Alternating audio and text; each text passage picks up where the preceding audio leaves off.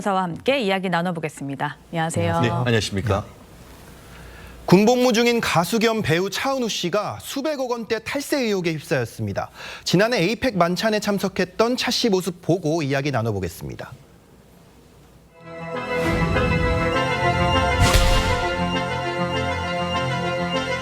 배우 차은우라고 합니다. 제가 진행자로서 이 자리에 서게 될 거라고는 전혀 상상하지 못했습니다. Why don't you tell our guest a little more about yourself? 이 차은우 씨가 국세청으로부터 200억 원이 넘는 세금 추징을 통보받을 걸로 알려졌습니다. 연예인으로서는 역대 최고 수준이라고 하는데 차 씨에게 무슨 일이 벌어진 겁니까? 그렇습니다. 저도 충격이었습니다. 그리고 탈세했는 내역이 200억이면은 소득은 도대체 얼마일까? 뭐 이런 그 상식적인 생각이 있지 않습니까? 네.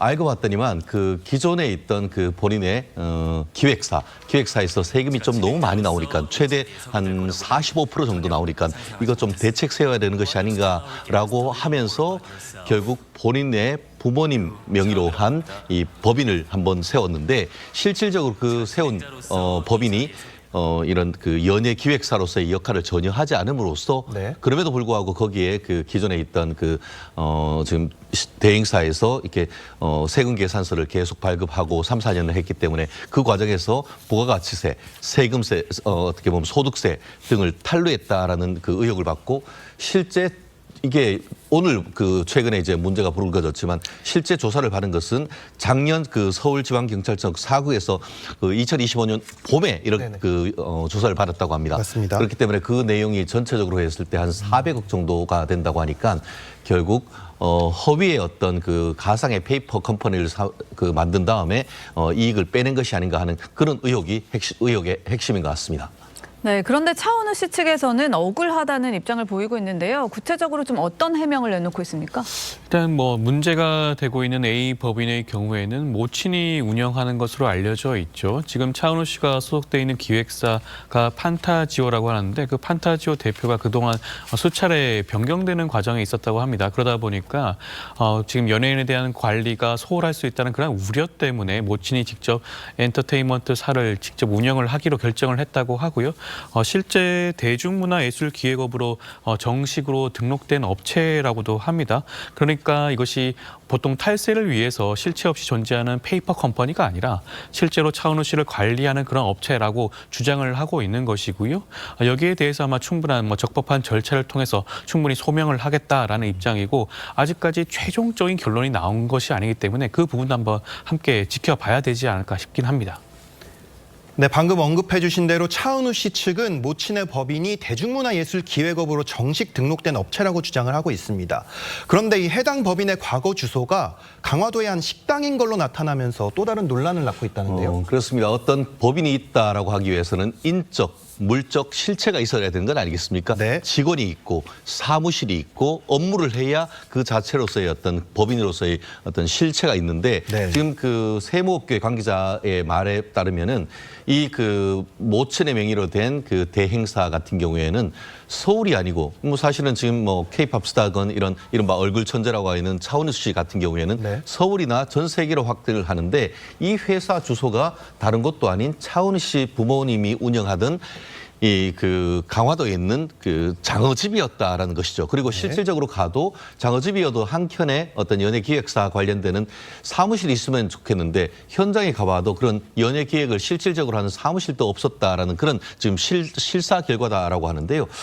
실제로 이것 같은 경우에는 2022년 10월 달에 법인을 설립해서 계속 이와 같이 그 강화도에서 사무실을 운영을 하는 것처럼 돼 있다가 법인 등기부 등본을 보면은 작년 12월 크리스마스 직전에서야 주소를 서울시에 있는 강남구로 옮겼다고 합니다. 네. 아마 그러다 보니까 추후에 어떤 법적 다툼을 할 때 과연 이와 같은 그 모친 명의의 어떤 그런 법인의 실체가 있는지 이 부분이 향후의 어떤 법적 투쟁의 그 핵심이 되지 않을까 생각을 합니다.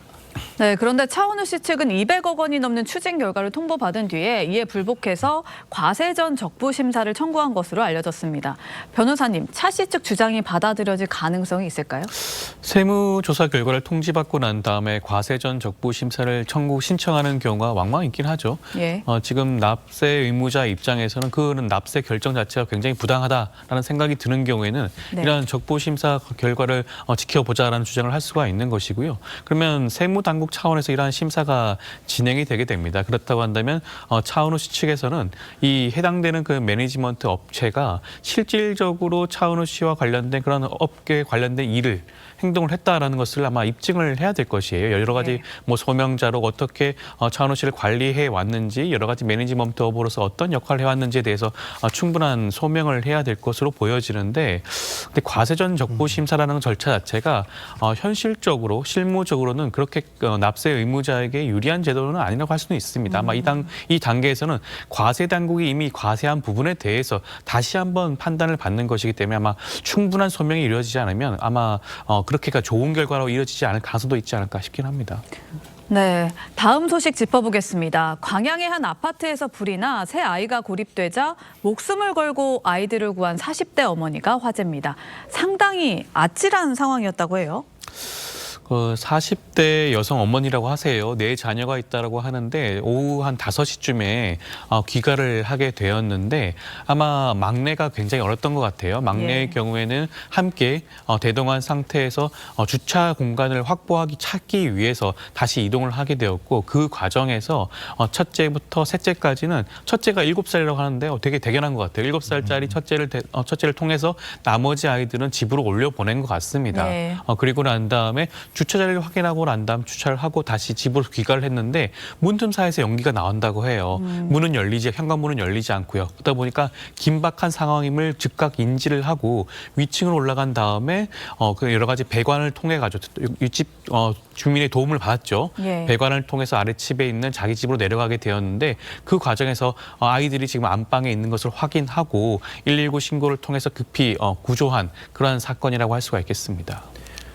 네, 이 3명의 아이들이 먼저 집에 들어간 사이에 이 화재가 발생한 걸로 보입니다. 원인이 무엇이었습니까? 아직 완전한 원인은 밝혀지지 않았습니다만 잠정적으로는 아파트의 안에 있는 전열 기구가 쓰러지면서 네. 밑에 있던 층간 소음 방지용 그 두꺼운 매트에 불이 옮겨 붙으면서, 특히 그런 것이 이제 어떻게 보면 그 내연 소재나 이런 것들이 아니다 보니까 순식간에 이렇같이 불이 확대됐다라고 그렇게 추정을 하고 있는 것 같은데요. 뭐 명확한 그 최종적인 결과는 추가적으로 봐야 되겠습니다만, 불행 중 다행으로 이 온 가족들이 건강상은 문제가 없다라는 것이 밝혀진 것 같습니다. 네. 두 분